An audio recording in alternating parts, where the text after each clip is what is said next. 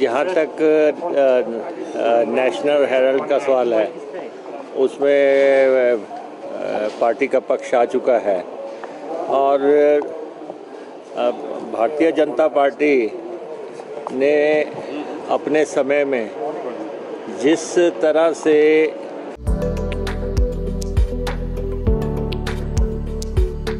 सुदृढ़ ग्रामीण अर्थव्यवस्था के संकल्प को मुख्यमंत्री ठाकुर सुखविंदर सिंह सुक्खू दृढ़ प्रयासों से कर रहे साकार। हिमाचल ने दूध खरीद पर समर्थन मूल्य देने वाले देश के पहले राज्य के रूप में बनाई पहचान। गाय के दूध के न्यूनतम समर्थन मूल्य को 32 रुपए से बढ़ाकर 51 रुपए प्रति लीटर और भैंस के दूध के समर्थन मूल्य को 47 रुपए से बढ़ाकर 61 रुपए प्रति लीटर किया। पहले जो सरकार हमसे गाय का दूध 45 रुपए लेती थी और बढ़ाकर 51 रुपए कर दिया है, और जो भैंस का दूध था वो 49 रुपए लेकर और 61 रुपए कर दिया। मैं पशुपालक होने के नाते सरकार की सराहना करती हूँ, जो कि हमारी आय का भी साधन बड़ा है, और मैं सरकार का धन्यवाद करती हूँ। 2 किलोमीटर से अधिक दूरी के कलेक्शन सेंटर तक दूध ले जाने के लिए 2 रुपए प्रति लीटर की दर से परिवहन सब्सिडी की दी जाएगी सुविधा। दूध सोसाइटियों को दी जाने वाली भाड़ा सब्सिडी को 1.5 रुपए प्रति लीटर से बढ़ाकर किया गया 3 रुपए प्रति लीटर।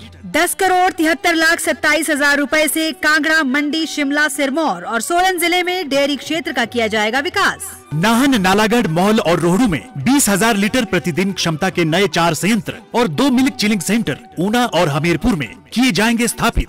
मिल्क फेड में दूध की खरीद कार्य को पूरी तरह से किया जाएगा डिजिटल। किसानों के मान, सम्मान और स्वाभिमान का रखा जा रहा ख्याल सरकार की योजनाओं से खुल रहे हैं उनके लिए खुशहाली के नए द्वार। सूचना एवं जनसंपर्क विभाग हिमाचल प्रदेश सरकार द्वारा जनहित में जारी। अपनी विचारधारा को पोषित करने वाले अखबार, चाहे वो पांचजन्य हो या फिर उससे जुड़े अन्य अखबार हैं, ऑर्गेनाइज़र हैं, उनको उन्होंने अपने समय में खुले तौर पे एडवर्टीज़मेंट जारी की, तो वो तो मॉरल राइट ही नहीं रखते, नैतिक अधिकार ही नहीं है उनको कि ऐसी बात करना। और नेशनल हेराल्ड जो है उस अखबार ने देश की आज़ादी के इसमें एक बहुत अहम रोल प्ले किया है। और जब अंग्रेज़ों के समय में भारत का पक्ष नहीं आता था, उस समय उस अखबार को लॉन्च किया गया था और उसका हिंदी में और उर्दू में अखबारें छपती थी। तो मुझे लगता है कि ये मुद्दा भारतीय जनता पार्टी द्वारा उठाना तो किसी भी तरह से जायज़ नहीं है। जिन्होंने अपने समय में करोड़ों रुपए के विज्ञापन पांचजन्य, ऑर्गेनाइज़र और दूसरे इवन ABVP तक को विज्ञापन दिए हैं, तो अपनी विचारधारा को पोषित करने के लिए जिन्होंने करोड़ों लुटाए हैं वो हमसे क्या सवाल करेंगे। बात को लेकर भी बात कही है और ये तक कहा है उन्होंने कि अगर आपसे सरकार नहीं चलती है तो आपको छोड़ देनी चाहिए सरकार। नहीं, देखिए, जगत प्रकाश नड्डा जी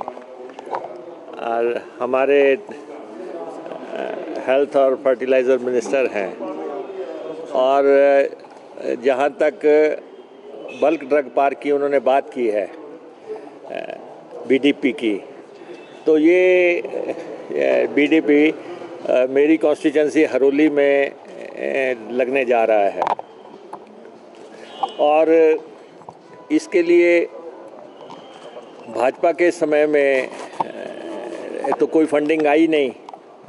हमारी सरकार बनी उसके बाद हमने इसके लिए प्रयास शुरू किए और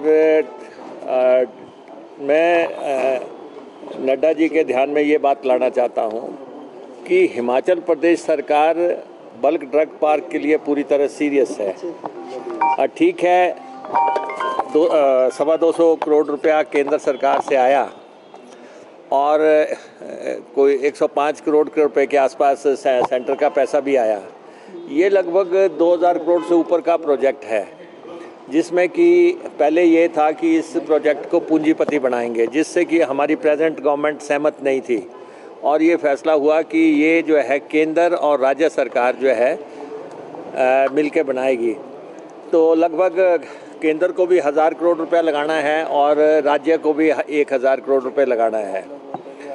और मैं केंद्रीय मंत्री जी से ये कहना चाहता हूँ कि ये काम इसलिए नहीं रुका कि हिमाचल प्रदेश की सरकार जो है वो पैसा रख के बैठ गई या उसने कोई काम नहीं किया। जो पक्ष नड्डा जी ने रखा, असल में उसकी एनवायरनमेंट क्लियरेंस केंद्र ने करनी है। फाइल पूरी तरह प्रोसेस्ड, केस पूरी तरह प्रोसेस्ड केंद्र सरकार के पास पड़ा हुआ है पिछले कई महीनों से। तो मैं चाहूँगा कि नड्डा जी अपने गुड ऑफिस का इस्तेमाल करके उसको एनवायरनमेंट क्लियरेंस दिलवाएं ताकि ग्राउंड पे काम हो सके। बाकी जो है वहाँ पे लगभग 75 करोड़ रुपए के पानी का काम हो चुका है।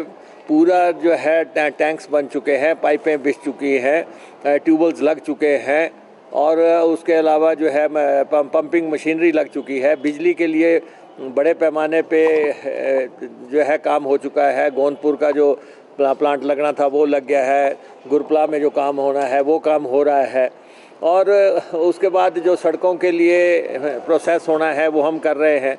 और बाकी जो है उसके लगभग 400-450 करोड़ रुपए के टेंडर कर दिए गए हैं। 400-450 करोड़ रुपए के टेंडर पब्लिश हो गए हैं जो ज़मीन का काम जो होना है। तो एक टेंडर तो जो है पब्लिश भी हो चुका है और दूसरा टेंडर आने वाला है। तो गवर्नमेंट की सीरियसनेस पे क्वेश्चन उठाना मैं समझता सही नहीं हूँ। जिस वजह से काम नहीं हुआ वो केंद्र के पाले में है और उसकी एनवायरनमेंट क्लियरेंस वो दिलवाएं ताकि इसको जो एक्सपीडाइट किया जा सके। उन्होंने ये भी कहा कि आपसे सरकार नहीं चल पा रही है, वो प्रबंधन है। नहीं, देखिए ऐसा है कि ये तो पब्लिक का मैंडेट है। किसी को भी आरोप लगा देना कि मैं समझता हूँ जायज़ नहीं है। हमारी सरकार जो है ऑपरेशन लोटस झेल के जो है फिर से कायम हुई है। आप लोगों ने तो अपनी तरफ से सरकार गिरा दी थी, लेकिन ये तो हिमाचल की जनता है जिन्होंने हमें फिर से मैंडेट दिया और ये कहा कि ये सरकार हम चाहते हैं और इसको कायम रखा जाए। तो हम जो है इसके पॉलिटिकल पार्ट की बजाय हम इसका जो डेवलपमेंटल पार्ट है, we are interested in development politics. हम विकास और कल्याण और गरीब की सेवा का राजनीति करते हैं। तो इसलिए बल्क ड्रग पार्क के बारे में मुझे लगता है कि केंद्रीय मंत्री पूरी तरह ब्रीफ्ड नहीं थे। जो उन्होंने ये कहा कि वहाँ काम नहीं हो रहा है, वहाँ काम पानी का हो गया है, बिजली का हो गया है, सड़कों का टेंडर्स हो गए हैं, बड़े टेंडर्स भी हो गए। लेकिन एनवायरनमेंट क्लियरेंस के लिए पैसा भी जमा होने के बावजूद जो है एनवायरनमेंट क्लियरेंस सेंटर ने नहीं दी है। और ये देश का प्रेस्टिजियस प्रोजेक्ट है। अगर उन्होंने कहा कि ये 3 प्रोजेक्ट देश में हुए, हमें मालूम है चाइना की डिपेंडेबिलिटी ख़त्म करने के लिए ड्रग्स के लिए हिंदुस्तान में अपना बेस हमें बढ़ाना है, तो उसके लिए हिमाचल को एक पार्क मिला है। तो हिमाचल सरकार पूरी तरह सीरियस है, हिमाचल सरकार उस पर काम कर रही है, लेकिन एनवायरनमेंट क्लियरेंस केंद्र ने रोकी हुई है। पंजाब की बिजली मंत्री का बयान आया है, जो आपने शानन प्रोजेक्ट को लेकर बयान दिया था, उन्होंने कहा कि डिप्टी से आपका नाम नहीं कहा कि गलत बयानबाजी दे रहे हैं, उस पर हमारा अधिकार है, वो अपनी जो उन्होंने कहा है उसको दुरुस्त करेंगे, कहा है उन्होंने। नहीं, देखिए ये जो है 2 राज्यों से जुड़ा हुआ मसला है, पंजाब और हिमाचल के मसले हैं।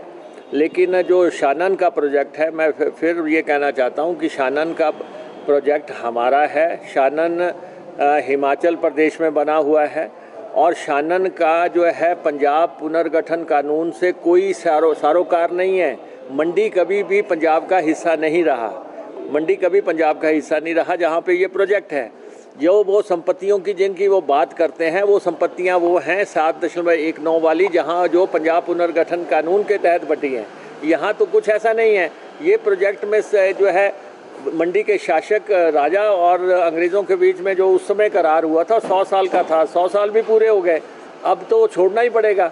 और हम चाहते हैं कि उनको समझदारी से छोड़ना चाहिए। अब मुझे पंजाब के मंत्री ये बताएं कि उनका क्लेम किस आधार पे है, किस आधार पे ज़मीन हमारी है और वो पंजाब का हिस्सा नहीं है। आपने इतने साल उसको जो है से जोर जबरन रखा हुआ है। तो इसलिए उनको जो है, अगर वो कहते हैं कि हिमाचल छोटा भाई है और पंजाब और 2 राज्यों के रिलेशंस की बात है, तो उनको जो है इससे अपना क्लेम छोड़ देना चाहिए और सुप्रीम कोर्ट में फैसला आ जाएगा। और आई एम कॉन्फिडेंट कि ये फैसला जो है हमारे हक में आएगा, क्योंकि मंडी कभी भी पंजाब का हिस्सा नहीं रहा है।